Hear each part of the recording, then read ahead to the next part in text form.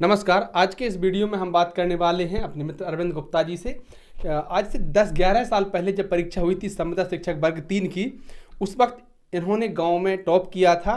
तो दुर्भाग्य ये रहा कि इनसे कम अंक लाने वाले लोग आज शिक्षक बन चुके हैं, बढ़िया नौकरी कर रहे हैं, लेकिन इनके पास डीएड नहीं थी तो शिक्षक नहीं बन पाए।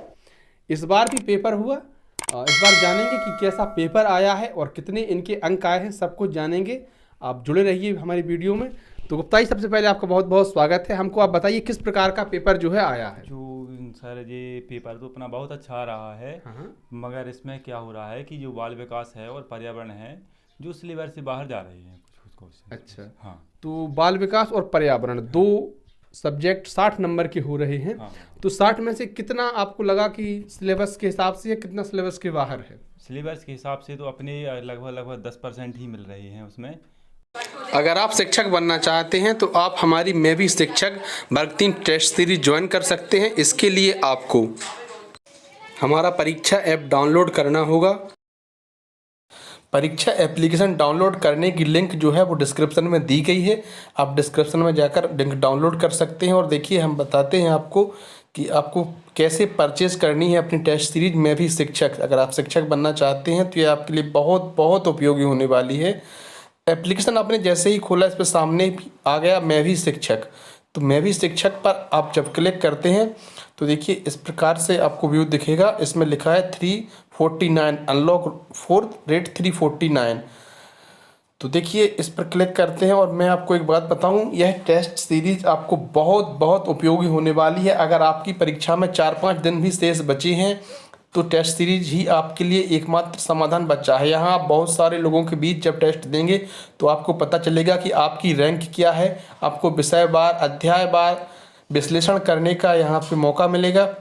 और देखिए यहाँ लिखा है एंटर कूपन। इस कूपन कोड की जगह आपको डालना है TSS 50। और TSS 50 डालते ही जब आप अप्लाई करेंगे तो आपको 50% का डिस्काउंट मिल जाएगा। तो जो 349 में आपको चीज़ मिल रही थी वो अब सिर्फ 174, सिर्फ और सिर्फ 174 में आपको टेस्ट सीरीज मिल जाएगी। पेमेंट के इतने सारे विकल्प हैं जहाँ से आप पेमेंट कर सकते हैं। और 90% तो सिलेबस से बाहर जा रहे हैं। जिन्होंने रीट की तैयारी की हुई है उनके नंबर इसमें बहुत अच्छे आ रहे हैं। क्योंकि ऐसा बहुत लोगों ने कहा है कि रीट के जो सिलेबस के हिसाब से प्रश्न आ रहे हैं, जो MP में आते थे उससे लेवल ऊपर है ना? हाँ, बिल्कुल। तो इसके अलावा 3 और विषय हैं। आपकी भाषा द्वितीय संस्कृत थी। हाँ, संस्कृत थी। तो संस्कृत, हिंदी और गणित, इन तीनों में किस प्रकार के प्रश्न आए हैं? हिंदी में अपना वो ही संधि, समास। अच्छा, व्याकरण से प्रश्न आए? व्याकरण से बिल्कुल। एक गद्य आता है उसमें, एक पद्य आता है और कुछ व्याकरण से प्रश्न आते हैं उसमें। गणित में किस तरह के प्रश्न आए हैं? गणित में वही अपने जोड़, बाकी, गुणा, भाग, भिन्न वगैरह, और समय अंतराल वाले भी सवाल हैं, और मीटर सेंटीमीटर वाले भी आ रहे हैं उसमें। गणित में पेडागोजी अधिक आई है कि प्रश्न अधिक आए हैं? बराबर लगभग 15 15 के। के आ रहे हैं। और ठीक है, भाषा के जो 2 विषय थे, गद्य पद्य आए हैं जैसा सिलेबस में था। हाँ। व्याकरण भी उसमें था, गद्य पद्य से ही व्याकरण पूछेंगे, वो भी हुआ। और शिक्षण विधियां कैसी रही? शिक्षण विधियां भी बहुत अच्छी नहीं उसमें, जो सिलेबस के अनुसार ही हैं। तो आपके हिसाब से 3 विषय सिलेबस के हिसाब से हैं, 2 लेवल से थोड़े ऊपर है। पर्यावरण में कुछ प्रश्न याद हैं आपको? नहीं, याद तो नहीं है, फिर भी लगभग ऐसे कैसे बता सकते हैं आप किस टॉपिक से हैं? वो अंतरिक्ष से ही आ रहे हैं कुछ लोग। अच्छा, आज भी अंतरिक्ष से ही आ रहे हैं? शुरुआत के दिनों से ही अंतरिक्ष से प्रश्न आ रहे हैं। और ऐसा गुप्ता जी कहना है कि आज भी अंतरिक्ष से ही प्रश्न आ रहे हैं। उपग्रह से भी आए। अच्छा, उपग्रह, अंतरिक्ष प्रौद्योगिकी है इन दोनों में। और शिक्षण विधियां कैसी रही? शिक्षण विधियां उसमें वही आ रही हैं, वो तो टफ, हाई लेवल की। हाई लेवल की ही आ रही हैं उसमें। तो मान लीजिए अगर किसी के पास 4-5 दिन का समय और है, और अब चूंकि मन में घबराहट तो हो रही है कि भाई क्या पढ़ ले, किताब खोली यार ये तो पढ़ा नहीं है अभी, फिर मन में घबराहट होने लगती, क्या करें। तो ऐसे में हमें क्या करना चाहिए? ऐसे में अब तो कुछ नहीं कर सकते, 2-4 दिन पहले तो कुछ होगा नहीं। अब तो क्या है, अपना अनुभव लगाना पड़ेगा।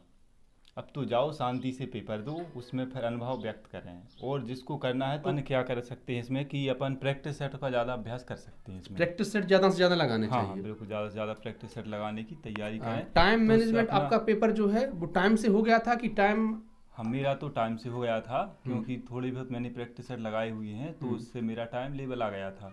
और प्रैक्टिस सेट में आपकी, अच्छा, अब नंबर की बात आए तो कितने नंबर आए हैं आपके इस बार? हमारे नंबर आए हैं 90। और 2011 में आपके कितने नंबर आए थे? वो आए थे सर 103।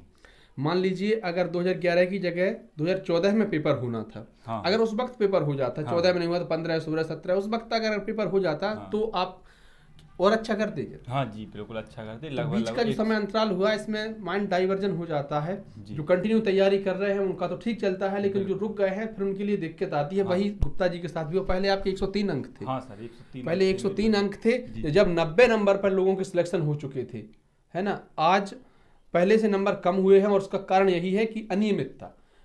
अगर नियम से, समय से पेपर हो तो हर छात्र बेहतर कर पाता है। यही रेलवे में भी हो रहा है। आज भारत की स्थिति यह है कि कोई भी परीक्षा हो जाए, किसी भी परीक्षा में आप पार्टिसिपेट करना चाहो, समय से होती ही नहीं है। हो जाए तो फिर कई इतने चरण हो चुके हैं, पहले हाई कोर्ट जाएगी, फिर सुप्रीम कोर्ट जाएगी, मंत्रालय में जाएगी, पता नहीं कहाँ कहाँ से परीक्षा, पता नहीं रद्द हो जाए, क्या हो जाए, कई सारी समस्याएं आ रही हैं।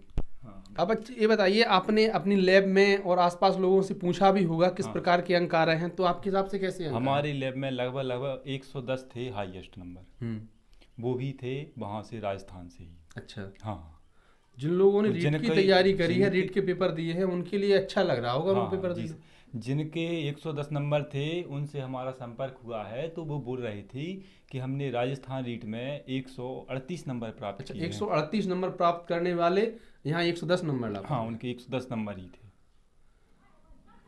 और आपने आसपास पूछे होंगे लगभग सबके कैसे नंबर आ रहे हैं एवरेज? 60 से 80, 50 ही एवरेज है। अच्छा। हाँ, बहुत कम लोग हैं जो 100 प्लस जा पा रहे हैं। हाँ, बहुत कम लोग हैं। तो देखिए दोस्तों, जैसा गुप्ता जी ने बताया कि पेपर कठिन आ रहा है, और पेपर एक के लिए नहीं सभी के लिए कठिन आ रहा है, तो सबके कम अंक आ रहे हैं। तो इस प्रकार से आप निराश ना हो कि लोगों के कम अंक आ रहे हैं, पेपर देने जाएं कि नहीं जाएं। अगर पढ़ा हुआ आ रहा होता है तो अच्छी बात है, लेकिन पढ़ा हुआ आ ही नहीं रहा। गुप्ता जी ने माना कि 60 प्रश्न जो बाल विकास और पर्यावरण के हैं, उनमें से 2-4 प्रश्न ऐसे हैं जो हमने पढ़े हैं, अपने सिलेबस में हैं, बाकी आउट ऑफ सिलेबस हैं। तो वो सभी के लिए है, सभी के लिए कठिन है, क्या पढ़ा हुआ क्या बिना पढ़ा हुआ। धन्यवाद प्यारे साथियों। वीडियो आपको अच्छा लगा हो तो प्लीज़ हमारे चैनल को सब्सक्राइब जरूर करें।